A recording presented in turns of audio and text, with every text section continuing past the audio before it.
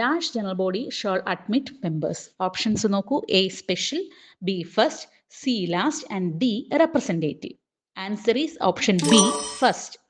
അപ്പോൾ ഇവിടെ ചോദിച്ചിരിക്കുന്നത് ഏത് ജനറൽ ബോഡിയിലാണ് മെമ്പേഴ്സിനെ എടുക്കുന്നത്, മെമ്പേഴ്സിന് അഡ്മിഷൻ കൊടുക്കുന്നത് ഏത് ജനറൽ ബോഡിയിലാണ്?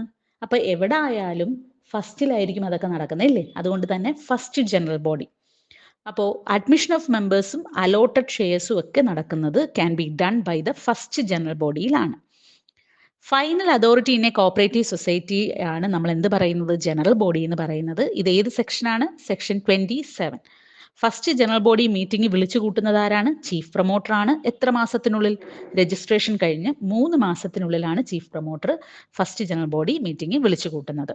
പിന്നീട് നമ്മുടെ ആനുവൽ ജനറൽ ബോഡി മീറ്റിംഗിൽ എന്തൊക്കെയാണ് നടക്കുന്നത്? ഫസ്റ്റ് ജനറൽ ബോഡി മീറ്റിംഗിൽ അഡ്മിഷൻ ഓഫ് മെമ്പേഴ്സും അലോട്ടഡ് ഷെയർസുമാണ് നടക്കുന്നതെങ്കിൽ നമ്മുടെ ആനുവൽ ജനറൽ ബോഡി മീറ്റിംഗിൽ ബഡ്ജറ്റ് അപ്രൂവ് ചെയ്യുക, audit report, review of operational profit or loss, passing of budget, പിന്നീട് അമെൻമെന്റ് of bylaw, disposal of net profit etcetera. ഇതേപോലുള്ള കാര്യങ്ങളാണ് എവിടെ നടക്കുന്നത്? ആനുവൽ ജനറൽ ബോഡി മീറ്റിംഗിൽ നടക്കുന്നത്. പിന്നീട് നമുക്ക് എന്തുണ്ട്?